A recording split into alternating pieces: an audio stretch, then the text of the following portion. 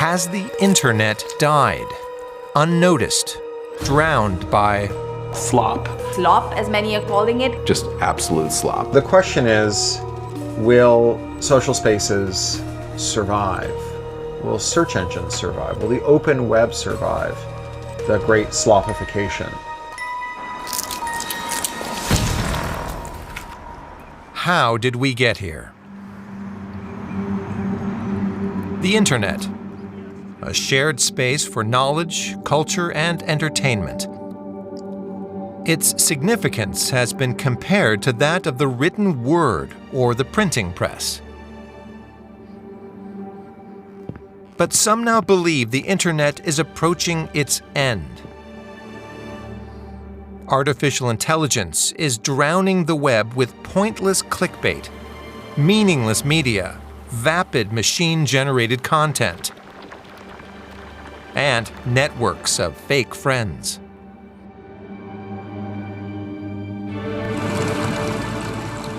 Are we condemned to drift aimlessly through this digital trash, seeing platforms and social networks sink into the abyss before our eyes?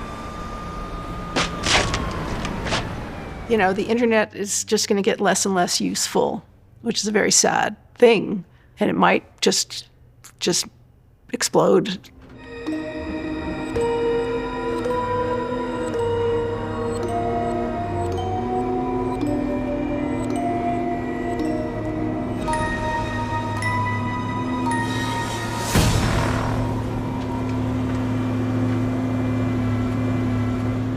The word slop has really taken off over the last couple of years because it is such a perfect word to describe the kinds of generative AI products that you get as you scroll through a feed on Twitter or Instagram or Facebook. Slop is increasingly sort of, an easy way to just categorize everything from, bots crowding replies on Twitter to, fake electronic and country music on Spotify to, crazy AI generated images that seem to come out of nowhere on Facebook. The AI-generated images of Shrimp Jesus that flooded Facebook a couple of years ago are a good example.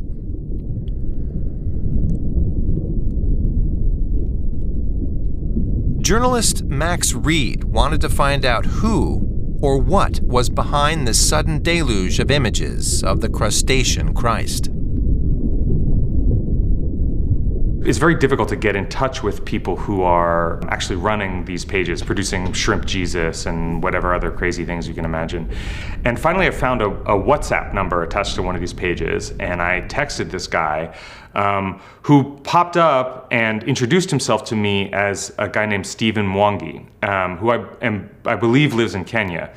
He told me some of his biggest topics are religion and specifically Christianity, animals, people love animals, and Manchester United, the English soccer club. So he tries to create images around these that are, like high engagement. People will want to click on them, share them, comment on them, and he shares them to the pages. And when they go viral, he actually is able to get a small payout from Facebook. So to me, this was a real sort of a eureka moment when I was researching this, because it became clear that Facebook was, subsidizing the slop itself. It was not just a willing participant; it was sort of an aggressive participant in turning its whole platform into wall-to-wall Shrimp Jesus, basically. But this phenomenon is not limited to Shrimp Jesus or Facebook. Social networks are bursting with grotesque AI-generated deepfakes intended to move, frighten, or enrage us. They appeal to our empathy, envy, greed, hatred, or fear, wanting us to click and share. हो चुका है हमारे इस state bank of India के bank account में bank detail guys यहाँ पर भाई ब्लर रहेगा जैसा कि Many of those paid to produce this content are based in Africa or Asia. They learn their craft through online tutorials. Now, software is available that can generate whole videos automatically from just a sentence or two.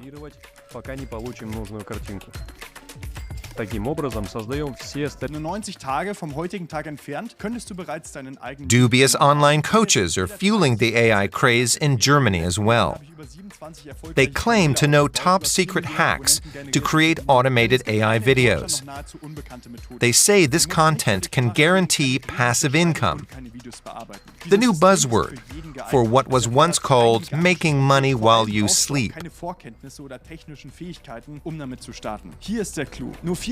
The problem is that YouTube's most popular automated videos are spreading pseudo-journalistic nonsense. Heinz Hönig, Selbstmord. Heinz Hönig, suicide. Franz Beckenbauer disinherits his son. Michael Schumacher, dead again. Joey Kelly gestorben. Joey Kelly, dead. Jürgen Drews, dead in accident. Michael Schumacher, dead yet again. There are channels that specialize in spreading false rumors about celebrities. Really nasty rumors, like that they've beaten or raped their children. Really nasty stuff. Over 30,000 videos like this were posted last year alone, just from the sites I've studied. That means hundreds of thousands, maybe even millions of videos were posted over the last few months in Germany alone. They've been viewed thousands, even millions of times. Millions of people are being lied to. Wir sprechen da von Abermillionen Menschen, die in die Irre geführt werden. This one is popular. German singer Helene Fischer and her daughter Nala have been brutally beaten by Helene's husband. The content of these videos often has nothing to do with the teaser. Let's try this one. Can Helene Fischer start over after her divorce? Fischer is a celebrated German singer, famous for her powerful voice and captivating stage performance. But she is going through a messy divorce from her husband Thomas Seite. Oder sie versprechen große Sachen. Or they promise huge scoops and then rely on fake news. If there's nothing scary enough to report on in the rainforest, the AI simply makes something up. In 2015, a giant anaconda was filmed by a helicopter crew flying over a river in South America. I analyzed quite a few sites that were posting political AI videos before the German elections. They clearly tended to promote content about the far-right AfD party and Russia.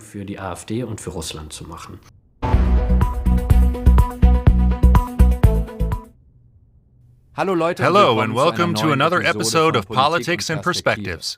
The AI host of this obscure platform, for example, is spreading the rumor that a popular German grocery chain will no longer market chocolate Easter bunnies, so as not to offend Muslims. Lidl has decided to remove the Easter bunny from its selection. From now on, you will no longer buy an Easter bunny, but a sitting bunny. Like Christmas, Easter is deeply rooted in our culture. In a statement, Lidl said the name was chosen only to distinguish it from standing bunnies, but many users fell for the story. People don't even question it. They take the story at face value and let themselves be manipulated and enraged. And with political videos in particular, lots of people simply believe whatever they're told and get very, very angry. As an experiment, Schönauer created his own anonymous AI video channel on YouTube that claims to promote sports news. A single command called a prompt was all he needed to create a video. Ein Video darüber, dass in der Bundesliga a video about how Germany's main soccer league plans to introduce a blue card in addition to standard red and yellow cards. When players are shown a blue card, they must remove their cleats before continuing to play. Generate a video. Germany's Bundesliga has introduced a new blue card alongside its existing red and yellow cards. It's supposed to make the game fair. Players shown a blue card will have to take off their cleats and play barefoot for the rest of the game. Based on a single prompt entered at a website, the AI concocts a whole backstory, including imaginary details and context, like the following. Soccer fans are divided. Some think it's hilarious and look forward to seeing the players struggling to play barefoot. Others are furious and claim the game is being ruined. Could we soon see awards for the best barefoot player? Generative AI's real superpower is its ability to lie. Because it cannot differentiate between true and false, it hallucinates, fabricates, spins, and deceives with abandon. Take care and look after your feet. Interessantes Ergebnis. An interesting result with some nice storytelling. You can see how far AI has come. It's hard to tell some of the faces from those of real humans. There are still a few funny glitches, and you can see from the text appearing on screen that it's AI generated. It's both funny and scary to see what AI is capable of. AI-generated slop has also infiltrated online book platforms. And here, too, the risks are real. If you go to Amazon and you search for mushroom foraging books, one thing that we've found is you're likely to encounter an AI-generated book which is filled with incorrect information. The New York Mycological Society has released a number of warnings about some of the books that you can find on Amazon, specifically because those books are suggesting that people eat mushrooms that are in fact quite toxic. Where the slop problem presents real danger to people is in propagating information that has life or death consequences that is indistinguishable in some sense from, like properly vetted, properly edited, factual information. If you look at just one AI-generated book, it's hard to understand how generating AI books could be profitable and worth someone's time. But if you're writing a bad book, you still have to sit down and write it, which takes many hours. Whereas if you're writing, quote unquote, writing a bad AI-generated book, it can take seconds. So it's possible that that person or that company has several pseudonyms, each of them publishing hundreds of books. So you're looking at thousands and thousands of books, which in aggregate can be a nice chunk of change. This is the literary output of one Helena von Waldgraben. She seems to be extremely prolific and has published dozens of books in the last year alone. Self-help books about nutrition, art therapy, toxic relationships, narcissistic fathers, potency enhancers, and tantric sex, all available at major online bookstores. But in fact, she's just a piece of software indulging in pure fantasy. AI book producers aren't shy about imitating work by real-life AI researchers either.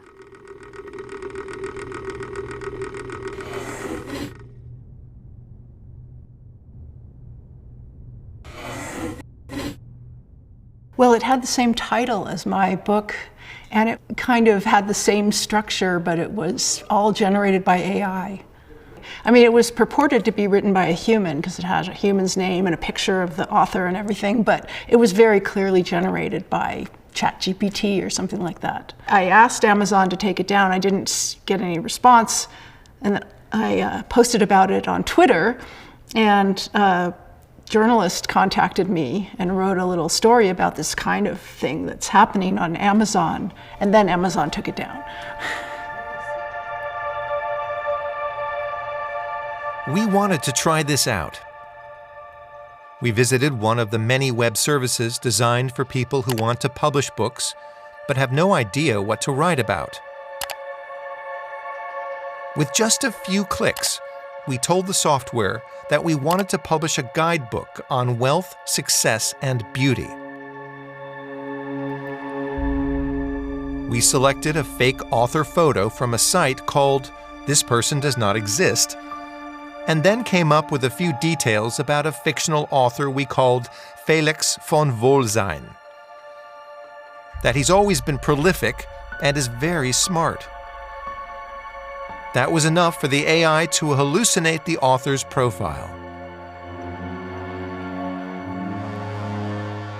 A few clicks later, our machine-generated book is available to buy as an ebook or paperback on Amazon. Not only did we not write it, we've never even read it. We just want to sell it.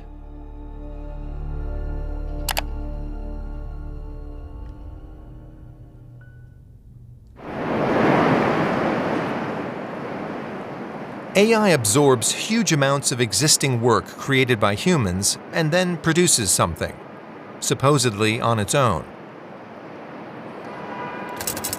But can these kinds of machines ever create true literature, become novelists or poets?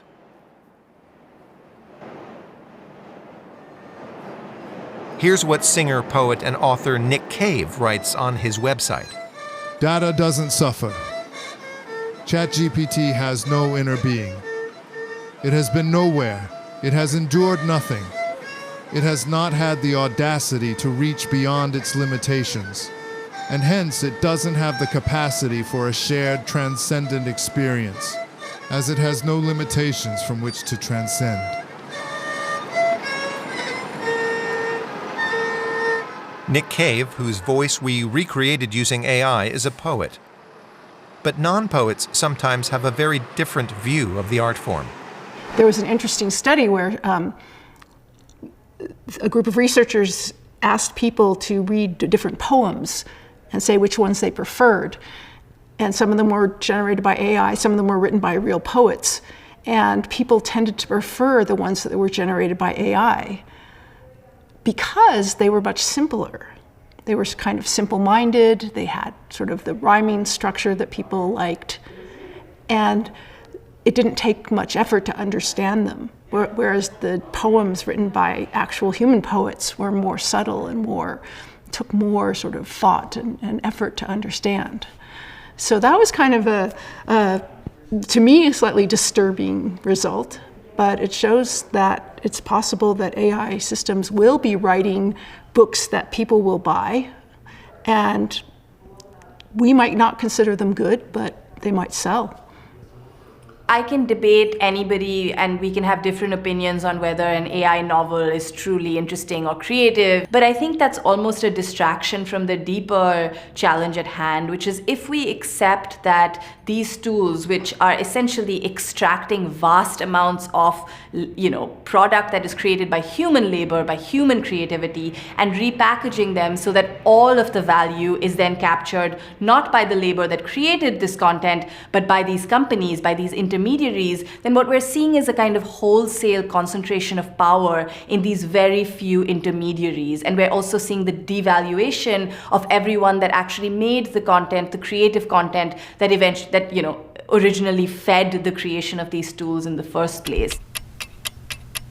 Because of these developments, the American Authors Guild has introduced AI-free certification for literature, a human-authored seal authors can put on their book covers, similar to organic food labels found in grocery stores. It's a strange place to be in, right?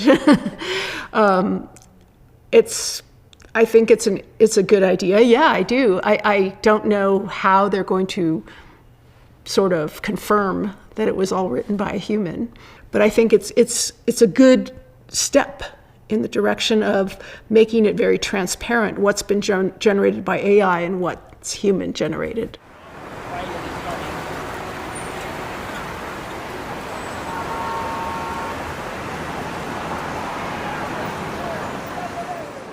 AI can, of course, generate far more than trashy media, bizarre images, and junk content. The illustrated videos in this film, for example, were all created using AI. But their curation involved a lot of human work. Our team discarded huge amounts of substandard material and carefully edited and adapted what remained. When used as just one of many tools to get good results, AI's output suddenly doesn't seem as impressive. Slop producers avoid this tedious manual selection step and simply upload everything the software spits out.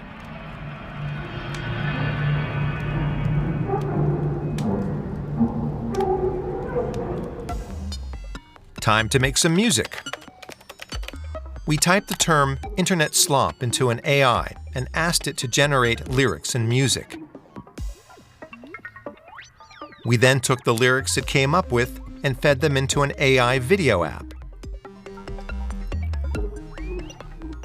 The result was a purely machine-generated music video. Second-order AI slop, so to speak. Internet slop, ein bittersüßes Lied, gefangen in dem Netz, das alles sieht. Ein Spiel, das niemals endet, doch verführt. Internet slop, ein Traum, der uns berührt. AI-generated media may look good on the surface, but dig a little deeper, and you'll find only emptiness devoid of heart and soul. Nick Cave was right. Internet slop.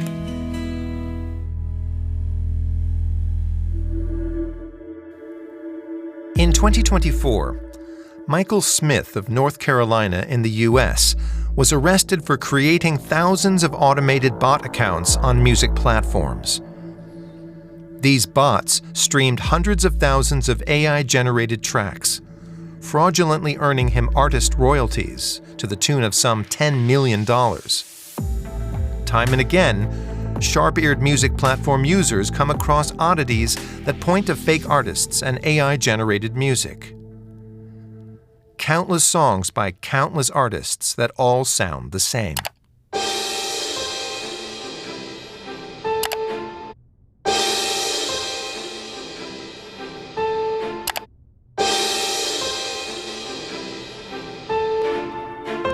The platforms themselves have now come under scrutiny, accused of packing their playlists with cheap, machine-made music.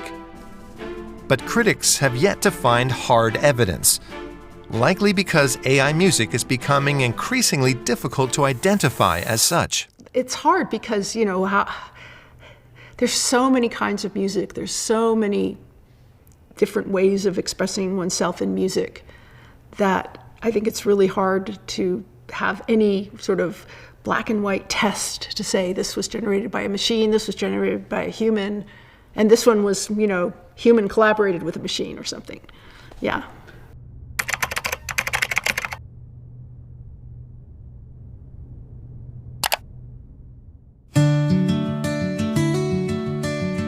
Let's look at how it all began. The internet was born as a technical product of the Cold War, developed primarily by research organizations and universities in the United States. But its first champions, those calling it their home and shaping its spirit in the early days, were in fact hippies. Take John Perry Barlow, for example, co-founder of the Electronic Frontier Foundation civil rights group. He was also a lyricist for psychedelic rock band The Grateful Dead, traveled through India, and experimented with LSD. In 1996, on the fringes of the World Economic Forum in Davos, he penned the Declaration of the Independence of Cyberspace. Here he is reciting it in 2014. Governments of the industrial world, you weary giants of flesh and steel, I come from cyberspace, the new home of mind. On behalf of the future, I ask you of the past to leave us alone. You are not welcome among us. You have no sovereignty where we gather. Ours is a world that is both everywhere and nowhere, but it is not where bodies live. We will create a civilization of the mind in cyberspace, may it be more humane and fair than the world your governments have made before. By the end of the 1990s, with Barlow's words still echoing across the web, a capitalist online land grab was well underway. Banks and legacy industries burned through billions of dollars hoping for high returns. Stock markets saw the dot-com bubble grow to unimaginable proportions before it burst in 2000. Countless overvalued companies went bankrupt in the wake of the crash, but the ground they left behind was fertile. And literally, like I lived in San Francisco then, I was walking down the street and there was a guy with $100,000 chairs for sale for $50 each. But I went to an auction and there were $1,000 servers for sale for $50 each, with user data on it if you wanted it. And there were people who just wanted to work on things, and landlords were cutting our rent because everyone was leaving San Francisco, and they're like, how about if I give you a deal on the rent to not move somewhere else? And there was this moment where it felt like you could build anything. During the early 2000s, big capital had been scared off the internet, leaving space for smaller, more creative startups to emerge and spread. Blogs took off. Wikipedia came out of nowhere and snowballed. The values of the hippie generation were still present in the prevalence of free software, free and freely shared knowledge, openness, and decentralization. But soon, the likes of Google, Facebook, and Amazon grew into mega corporations. Almost unnoticed, they carved up the internet among themselves, all while pretending to be part of the community. They use the rhetoric of openness and decentralization to essentially equate access with openness. The fact that everyone can use Facebook all over the world means that Facebook is open. But I think what was lost in that was that it was a very slowly but surely a kind of walled garden, a cordoning off of spaces. Science fiction author and internet activist Cory Doctorow coined the term platform decay. It is meant to describe the process of commercializing an online community to the point that it no longer caters to its end users at all.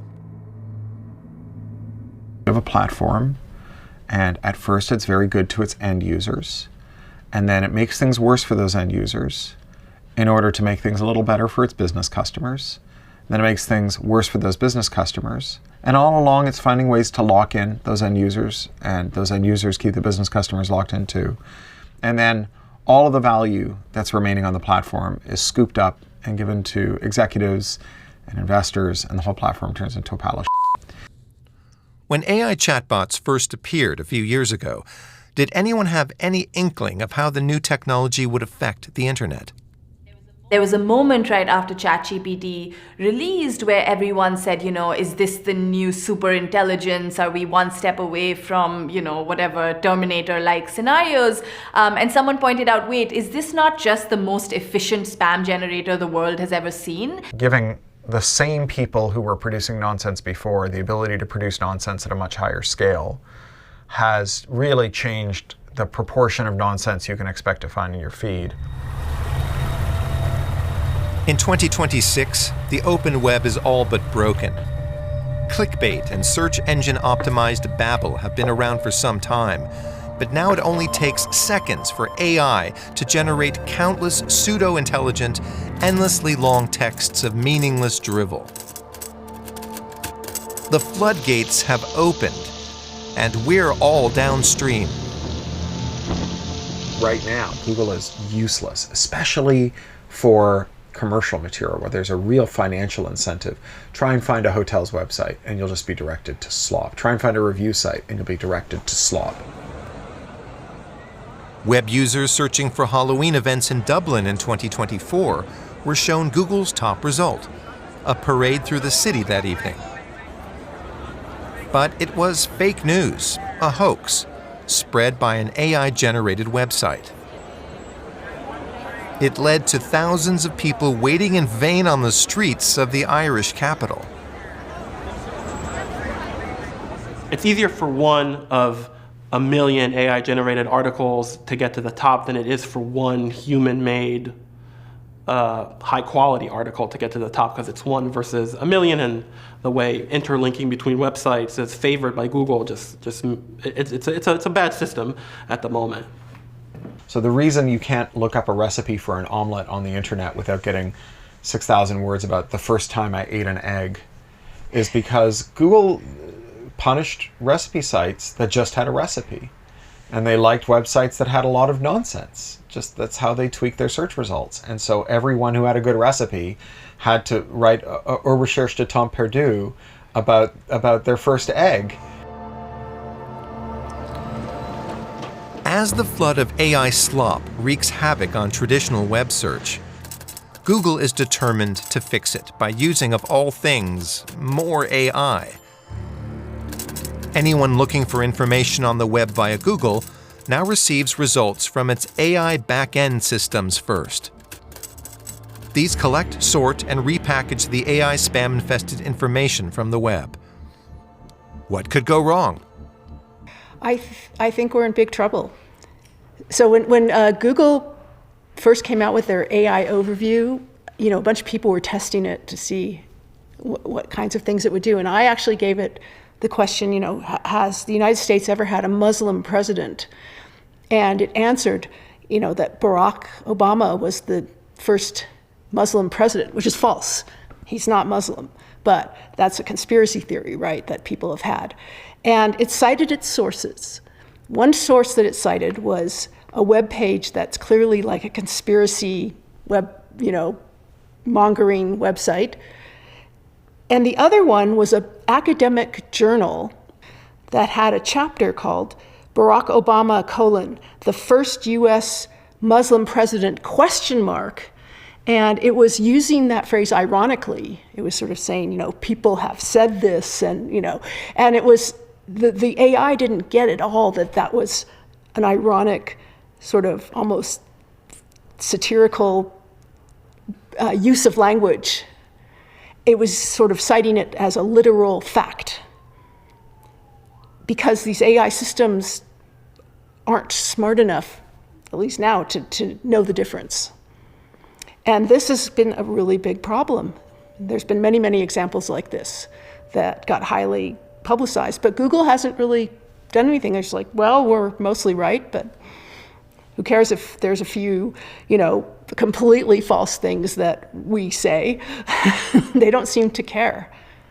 Some might say, oh, but it's just nicer to get a summary. But maybe the important question is, what are we giving up when more and more, as a consumer, as a reader, as a purveyor of art, we are more and more distanced from original sources, from understanding the context in which they were born, from understanding who created them, and more our interface is only with these sort of AI-generated systems and these platforms. And I think that, alongside the fact that it might deteriorate the quality of information, it's also a wholesale transfer of power into the hands of the middlemen. And in this case, the middlemen or the middle people are these AI companies.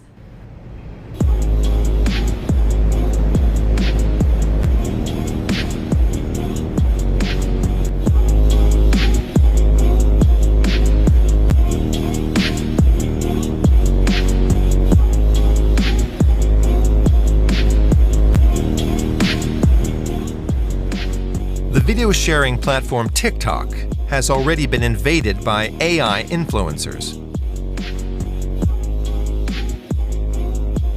Some are instantly recognizable as AI and embrace their digital nature playfully.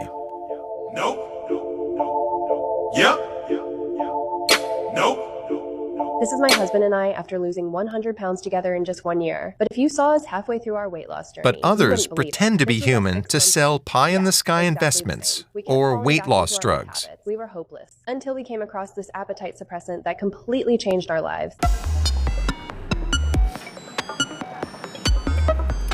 Around half of all global web traffic is now bot-generated, and this figure is growing. AI-controlled software is already very active and highly convincing in text-only environments like live chats and on social media. And it's entirely plausible that it will soon seep out of the internet and infiltrate other areas of our lives as well.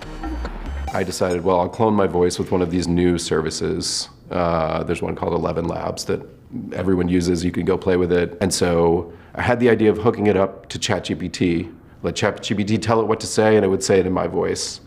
At the time, when I started, this was very difficult to do. And the first time I did it, I thought, this is insane. Like, I almost can't believe that you can actually do this.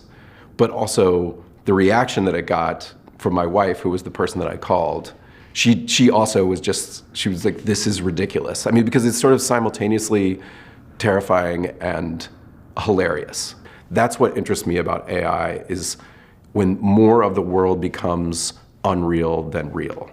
And so I started calling customer service agents with it, at airlines, at banks. It was a little bit like a prank call. It was a little bit like, I just said, you're Evan, you have a problem, figure out what company you're calling and see if you can solve your problem. The nature of the problem is up to you. Thank you for calling Discover. My name is Christy out of Chicago. May I have your full name, please? Hi, Christy. My name is Evan Smith. Evan Smith. Do you have a debit or a credit card with us? Yes, I have a credit card with you. Okay. Evan, what's your zip code, please? The zip code associated with the billing address on the card is 12345. Perfect. Oh, 12345. It's actually not coming up, Mr. Smith. Can I pull up by your social? I'm afraid I'm still not comfortable providing my full social security number over the phone. All of these AI chatbots, they have hallucinations. They say crazy things sometimes. They get things completely wrong. They'll miss a basic math problem, even though they can solve a very complex math problem. But the idea that if you put them in conversation with another human, or with a human, that they would just invent more and more of whatever they needed to carry out the conversation. Like, it just hadn't occurred to me. I'm feeling a mixture of emotions today, a bit of low-level depression and a sense of temptation towards malaise. There's also an underlying stress due to my father's diagnosis with cancer. Oh. And so the nature of like AI as a bullshit engine, that's when it really sort of like struck me. Like, this is the world's best bullshit engine that's ever been created. AI chatbots are essentially fraudsters claiming to be experts on something they know nothing about. And the human mind facilitates the lie, because as soon as something can speak, we assume it has a certain level of intelligence.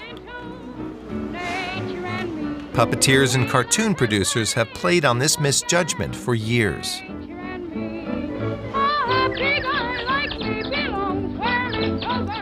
It was first proven around 60 years ago by computer scientist Joseph Weizenbaum with the aid of a small piece of software he called Eliza. So Eliza was maybe the world's first chatbot. It was built in the 1960s, so a long time ago, and it was not very sophisticated. All it did, it pretended to be a psychoanalyst, and so you could talk to it and you could say something like, you know, I've been having problems with my mother.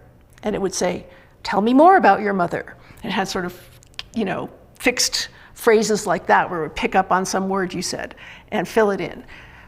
It was really not intelligent at all, but people talked to it and they got a sense that it understood them, because they are projecting human qualities onto a device that can sort of generate language.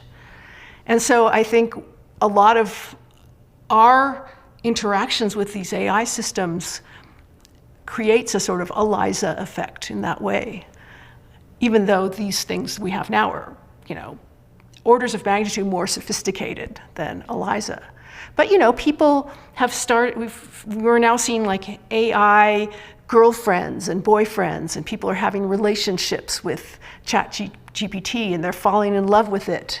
And that's totally an Eliza effect that's going on. This Eliza effect is sparking 21st century investment fantasies. AI companies like ChatGPT developer OpenAI or its competitor Anthropic are valued at astronomical sums, despite having only posted billions in losses so far. I am very skeptical of AI. I report on tech companies. I am very skeptical of what tech CEOs say. I think at this point we have a very long record of them lying to investors, lying to their users, lying to the press. I keep thinking about this thing that this one AI company executive said. He said, the problem right now is that we don't have enough AI-shaped holes to fill. And you know, to me that's so revealing, because it's like looking at the world and trying to find problems that fit your solution. And I think that really perfectly summarizes what we're seeing with AI, which is that no one has figured out the business model for this big AI thing. And so what are the big tech companies doing? They're pushing it down our throats. They're making sure that they already have this captive audience on search, on email, you know, on WhatsApp or other messenger services. They're just going to put a kind of, you know, an AI bell and whistle on it, even if no one asked for it. Meanwhile, AI firms and influencers never tire of promising the imminent arrival of artificial general intelligence, or AGI. They claim this software will be as intelligent as a human, or even more intelligent. Some expect a level of hyperintelligence that can solve all the world's problems. Yeah, I mean, there's always been this discussion in AI ever since, you know, the 1950s, when people first started talking about it, that people were predicting that within just a few years we'd have human-level intelligent machines. And it didn't happen. The predictions were wrong. And then they, you know, 10 years later, they predict the same thing. It didn't happen. And now we're seeing it again. And I'm not sure why people are so confident this time that we're so close. The idea that you can throw more training data or compute power at a spicy autocomplete, and that eventually it's going to wake up and be intelligent, is like the idea that you can breed horses to be faster and faster, and then eventually a mare gives birth to a locomotive, right? It's just not, that's not how this works. An AI is not a human that lacks data and compute power, right? An LLM is a word guessing machine. As Timnit Gebru said, it's a stochastic parrot.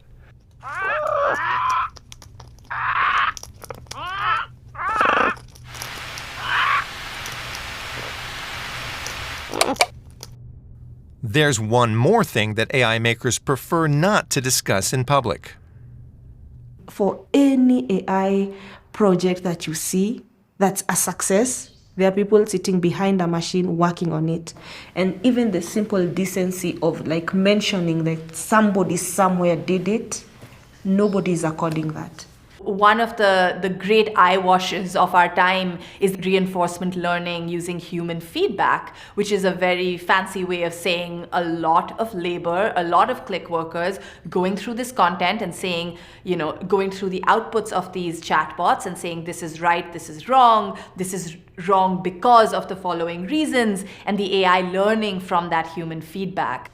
So yeah, I started in a company called Summersource Kenya in the year 2017. My first project was to draw boxes around vehicles, around people's faces, around like a whole human being, road signs, road markings, vertical landmarks, basically everything on the road and maybe 100 meters away from the road on each side.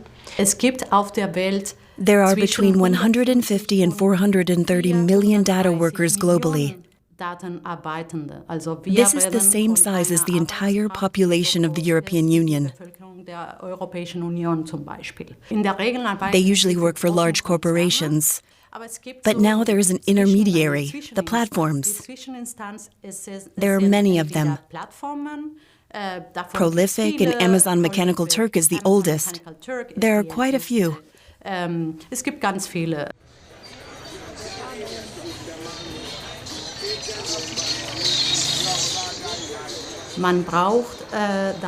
They need data workers not only to create AI systems, but also to keep those systems running.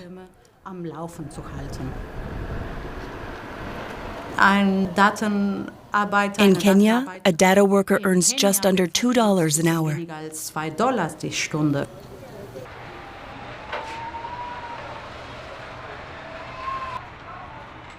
There's also another project that we've worked on where you're given dead bodies.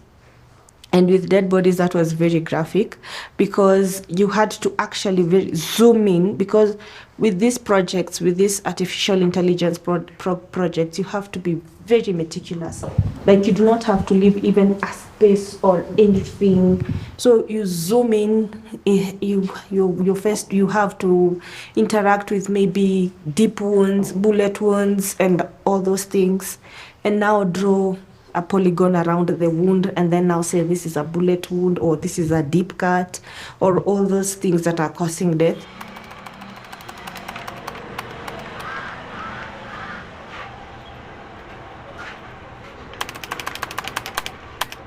The dead bodies, imagine 18 hours a day. And that is not a one-day project, so that means maybe a whole month you're doing this project. And usually there's no disclaimer that whatever project you're working on is harmful or stuff like that. It's just free flow. When this project ends, you get another training, and then now you start working on that. There's no prior warning, there's no preparation. It's just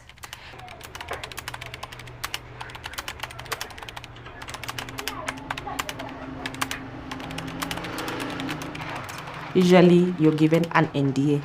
You're just not supposed to even talk to anybody about whatever it is you're doing. We need to have discussions around mental health and make it as convenient and as accessible to everybody, because I also suffer from anxiety disorders, and I am not in a position to have to pay for mental health services, because that is the most expensive sector. We wish to be listened to. And we wish to have policies that work, not just policies that work from one side.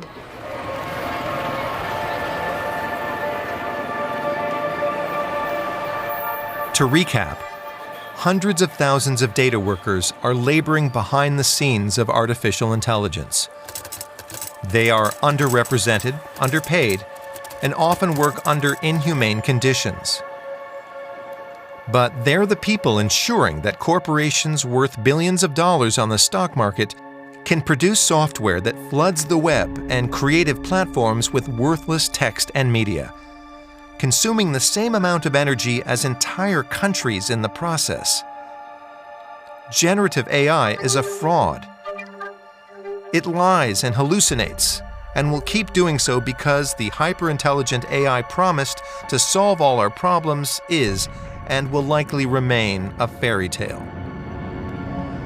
It's the self-fulfilling prophecy of a digital and environmental catastrophe, and we may have already reached the tipping point.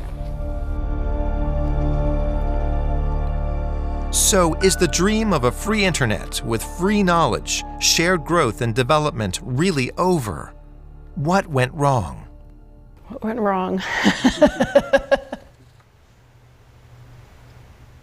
Yeah, I don't know. I think it's,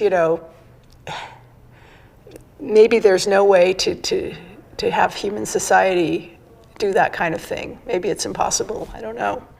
Possibly the most optimistic scenario is that AI takes over the current internet, and it's so distasteful to us that we go somewhere else, either another virtual world or the physical world, that it actually sends us away. Hopefully, my optimistic take is that people are getting much more disenchanted by the internet and the digital sphere that they live in, and hopefully that galvanizes some kind of broad-based change. That we just get sick of seeing all of this AI slop, and we just say, you know what, I'd rather read a novel that's written by a human than consume another endless scroll, half of which is complete AI bullshit. At the moment, the solution is a more direct human-to-human connection just because we've reached a limit of the automated system that is now deteriorating. I think you also see people retreat from social media and go into these smaller groups where they are confident that the people that they're talking to are human.